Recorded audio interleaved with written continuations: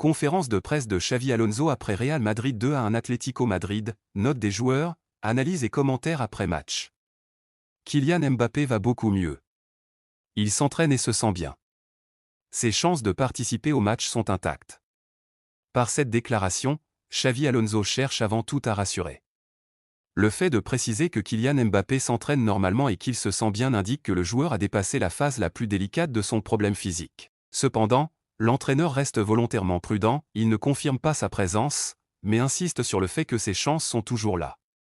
C'est une manière habile de maintenir une incertitude stratégique, tout en montrant que le staff ne prendra aucun risque inutile. Cette phrase sert autant à informer qu'à préparer mentalement le groupe et l'adversaire. Ce que Diego Simeone a dit à Vinicius Junior n'est pas un exemple de fair play. Pour moi, tout n'est pas permis. Ici, Xavi Alonso sort du cadre purement sportif pour défendre une ligne de conduite morale. Il ne dramatise pas l'incident, mais il pose clairement une limite.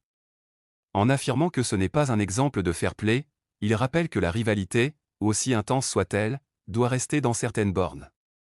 La phrase « tout n'est pas permis » est très forte, elle montre que, pour lui, la compétition ne justifie pas les paroles ou comportements excessifs. C'est aussi une manière de protéger Vinicius Junior, souvent exposé dans les grands matchs, et de montrer que le club est solidaire derrière ses joueurs. C'était un match très difficile. Le but précoce de Fed nous a donné l'avantage. Nous avons dû bien défendre certains aspects, mais nous n'avons pas énormément souffert. Xavi Alonso reconnaît d'abord la difficulté globale du match, ce qui donne encore plus de valeur à la victoire. Le but rapide de Federico Valverde est présenté comme un élément déterminant, il a permis au Real Madrid de prendre l'ascendant psychologique dès le début. Ensuite, l'entraîneur souligne le travail défensif de son équipe. Il admet que certains moments ont nécessité de la rigueur et de la concentration, mais il insiste sur le fait que l'équipe n'a jamais perdu le contrôle. Cette phrase traduit une maîtrise collective, plus qu'une domination totale. C'était une demi-finale, et cette équipe sait comment jouer contre eux. Nous savons rivaliser, il y aura du temps pour analyser. Dans cette déclaration, Xavi Alonso remet le résultat dans son contexte compétitif. Une demi-finale n'est jamais un match ordinaire, surtout face à un adversaire direct. En disant que son équipe sait comment jouer contre eux, il met en avant l'expérience et la maturité du groupe. Il ne cherche pas à tirer des conclusions définitives à chaud, il y aura du temps pour analyser, montre une approche posée, réfléchie, loin de toute euphorie. Le message est clair, l'essentiel était de passer, l'analyse viendra ensuite. Même lorsque le score était de 2-0 puis 2-1, nous avons dû faire des changements. C'est ainsi que l'on peut se battre pour un titre. Cette phrase met en lumière la gestion du match par le staff. Même avec une avance confortable, puis après la réduction du score, Xavi Alonso n'a jamais considéré la situation comme acquise. Les changements ne sont pas vus comme une simple formalité, mais comme une nécessité pour maintenir l'équilibre et l'intensité. Lorsqu'il dit que c'est ainsi que l'on peut se battre pour un titre, il souligne l'importance de la profondeur de l'effectif, de l'adaptation et de la prise de décision au bon moment. La finale de dimanche sera différente du Clasico de Liga de l'an dernier. Avec cette déclaration, Xavi Alonso évite toute comparaison trompeuse. Il rappelle que chaque match a son propre contexte, ses propres enjeux et sa propre dynamique. Une finale ne se joue jamais comme un match de championnat, encore moins en se basant sur le passé. Ce message sert à préparer mentalement ses joueurs à un scénario totalement nouveau, sans se reposer sur des références anciennes. Federico Valverde a livré une très grande performance, pas seulement grâce à son but ou à sa passe décisive, mais surtout par ce qu'il a montré sur le terrain. Xavi Alonso insiste ici sur l'essentiel, la performance de Valverde dépasse largement les statistiques. Le but et la passe décisive sont importants, mais ils ne résument pas son match. Ce que l'entraîneur met en avant, c'est l'impact global du joueur, son activité, son influence, sa présence constante. C'est une manière de valoriser le joueur complet, celui qui fait avancer l'équipe dans toutes les phases du jeu. Il a été extrêmement concentré défensivement, c'est son esprit compétitif. Je suis très heureux pour lui. Cette phrase complète la précédente en soulignant l'aspect mental de Valverde. Sa concentration défensive est présentée comme le reflet de son esprit compétitif. Même lorsqu'il brille offensivement, il ne néglige jamais ses responsabilités sans le ballon. La satisfaction de Xavi Alonso est claire, il voit en Valverde un joueur fiable, engagé, et parfaitement aligné avec les exigences du haut niveau. Les buts ne sont pas le plus important, mais ils lui donnent un supplément de confiance. Un but classique par excellence. Pour conclure, Xavi Alonso adopte une vision équilibrée du football. Les buts ne sont pas une obsession, mais ils ont un rôle psychologique fondamental. Ils renforcent la confiance du joueur et valident son travail.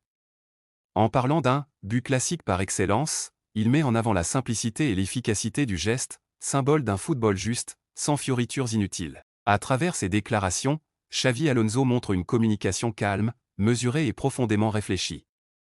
Il protège ses joueurs, valorise l'effort collectif, fixe des limites claires et prépare déjà l'avenir sans s'enflammer.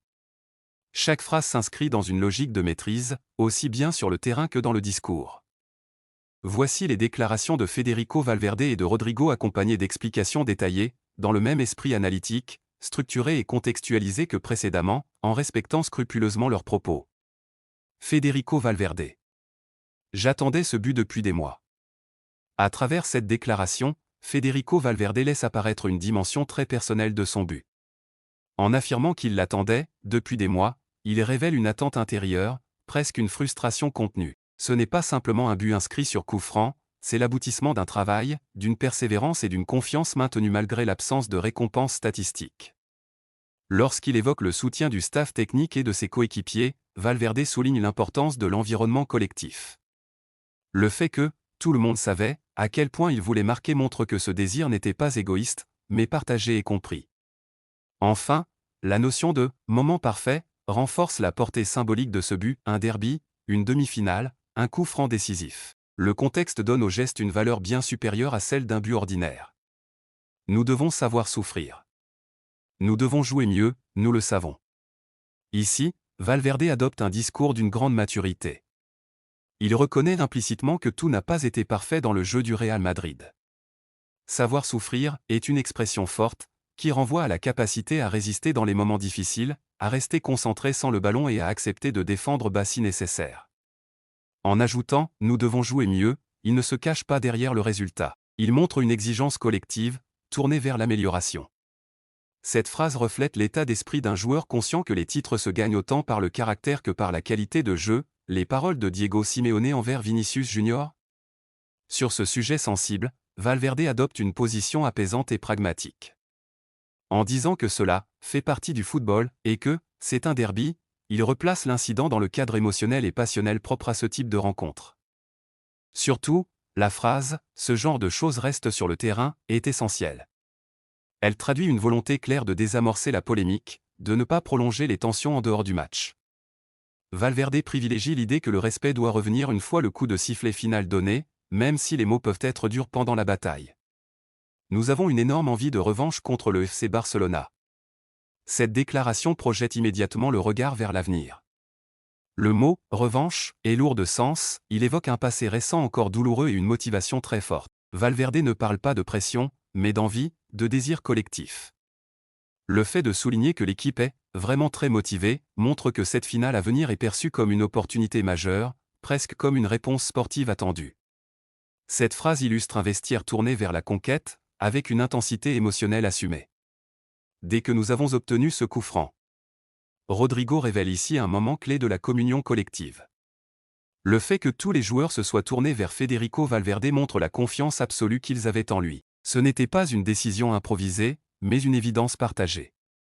Lorsqu'il affirme que Valverde devrait tenter 10 tirs par match, Rodrigo met en avant la qualité exceptionnelle de sa frappe. C'est à la fois un compliment technique et un encouragement, presque une revendication, exploiter davantage cette arme.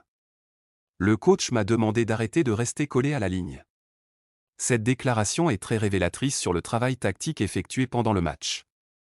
Rodrigo explique clairement l'ajustement demandé par l'entraîneur, quitter le couloir pour rentrer à l'intérieur. Ce changement n'est pas anodin, car il modifie son rôle et ses zones d'influence.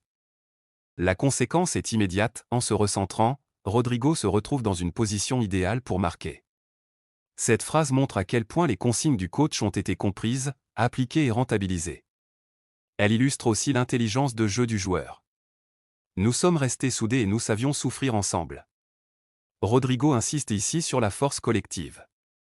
Soudés et souffrir ensemble sont des notions centrales dans les matchs à haute intensité. Cela signifie que personne ne s'est isolé, que les efforts défensifs ont été partagés. Il ajoute cependant un élément essentiel, avec le ballon, l'équipe a aussi su créer du danger. Cette précision montre que le Real Madrid ne s'est pas contenté de subir, mais qu'il a su être menaçant lorsqu'il en avait l'occasion, trouvant un équilibre entre résistance et initiative. Je me sens bien, porté par la confiance du coach et de mes coéquipiers. Pour conclure, Rodrigo met en avant la dimension mentale de sa performance. La confiance reçue du coach et de ses partenaires est présentée comme un moteur essentiel. Cette phrase révèle un joueur en pleine sérénité, conscient de son rôle et soutenu par son environnement. Ce sentiment de bien-être est souvent déterminant dans les grands matchs. Il explique la justesse de ses choix, son sang-froid devant le but et sa capacité à répondre présent dans les moments clés.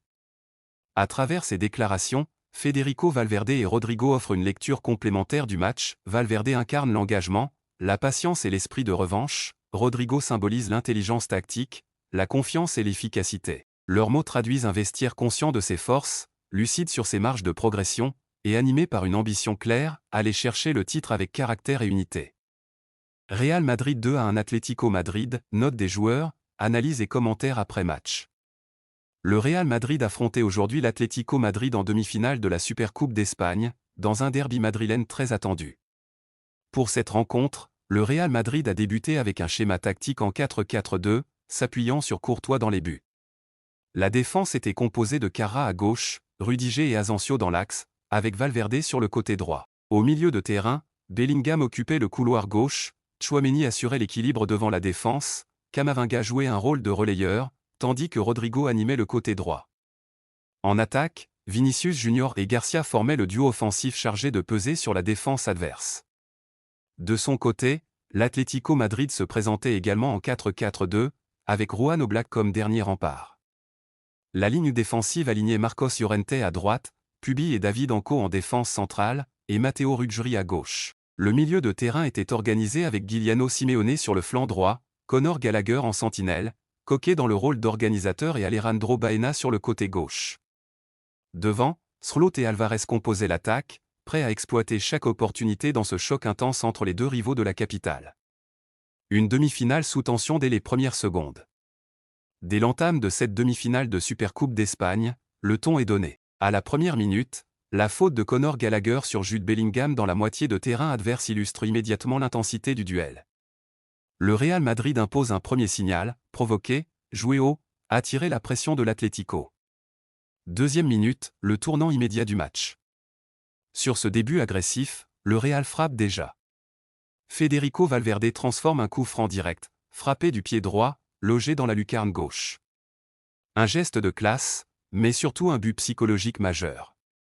Marqué aussitôt dans un derby, en demi-finale, change immédiatement la physionomie du match. L'Atlético se retrouve contraint de courir après le score, tandis que le Real peut désormais gérer les tempos.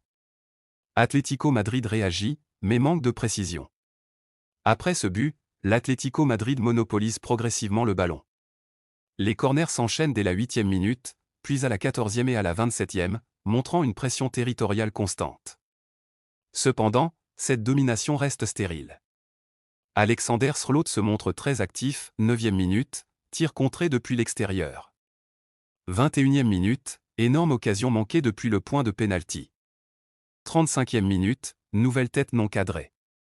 Ces situations révèlent un Atlético dangereux dans la surface, mais inefficace dans le dernier geste. Malgré les centres de Marcos Llorente et Alex Baena, la finition n'est pas au rendez-vous. Le Real Madrid, peu de tirs, mais une vraie menace. De son côté, le Real Madrid accepte de subir par séquence. Il ne multiplie pas les occasions, mais chacune est structurée et dangereuse. 28e minute, Rodrigo voit sa frappe stoppée. 29e minute, Vinicius Junior manque de peu une tête sur centre de Bellingham. Le Real joue plus direct, plus vertical, et cherche à exploiter les espaces laissés par un Atlético projeté vers l'avant. Une fin de première mi-temps hachée mais révélatrice.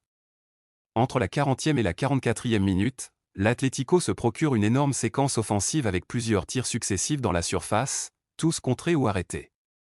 Cette action résume parfaitement la première période, présence, volume, mais manque de lucidité. Les blessures de Srloth et Tchouaméni à la 41e minute cassent le rythme, avant une reprise plus calme. À la pause, le score reste inchangé, Atlético 0 au Real Madrid 1. Lecture statistique à la mi-temps. Possession équilibrée, 49% 51%. Atlético, 10 tirs, Real, 4 tirs. Mais efficacité maximale du Real, minimalisme assumé. Le Real mène sans dominer, l'Atlético domine sans marquer. Deuxième mi-temps, le Real frappe encore au moment clé. Dès la reprise, l'Atlético repart à l'attaque, accumulant fautes, corners et tirs. Mais à nouveau, le Real fait preuve d'un réalisme chirurgical. 55e minute, le break madrilène. Sur une transition rapide, Federico Valverde délivre une passe décisive parfaite pour Rodrigo, qui conclut du pied droit. Ce deuxième but est un coup dur pour l'Atlético, qui dominait sans parvenir à égaliser. Le Real mène désormais 2-0, malgré une infériorité nette en volume de jeu. La réaction immédiate de l'Atlético. Loin de s'effondrer, l'Atlético répond presque instantanément. Après un premier avertissement à la 57e minute, Alexander Srloth marque enfin de la tête à la 58e minute, sur un centre de Giuliano Simeone. Cette réduction du score relance totalement le match. À partir de là, la rencontre bascule dans un siège permanent du but madrilène. Un dernier acte sous pression constante. Les changements opérés par l'Atlético, Johnny Cardoso, Antoine Griezmann, puis Thiago Almada, traduisent une volonté claire, accentuer la présence offensive. Les occasions pleuvent, 66e minute, arrêt sur Srloth. 82e minute, Griezmann bute sur le gardien. 84e et 86e minute, Marcos Llorente manque deux grosses occasions. Le Real, lui, procède à des changements plus défensifs et de gestion. Il subit, concède corner et frappe, mais reste compact, discipliné, et extrêmement solidaire. Même dans les 7 minutes de temps additionnel, l'Atlético pousse encore, 96e minute, énorme occasion pour Julián Alvarez, non cadré. Mais le ballon refuse d'entrer. Analyse finale des statistiques. Les chiffres confirment le scénario visuel, possession, Atlético 55%, Real 45%. Tir, 22-8. Tir dans la surface, 15-6. Corner, 9-1. L'Atlético a tout tenté, mais le Real a été plus efficace, plus clinique, plus mature dans les moments clés. Le réalisme madrilène fait la différence. Ce derby de Supercoupe raconte une histoire classique mais implacable, dominer ne suffit pas, il faut marquer. Le Real Madrid, avec seulement 8 tirs, inscrit 2 buts décisifs, frappe au bon moment et gère ensuite avec sang-froid. L'Atlético Madrid, malgré un volume de jeu impressionnant et une pression constante, paie son manque de précision dans les zones décisives.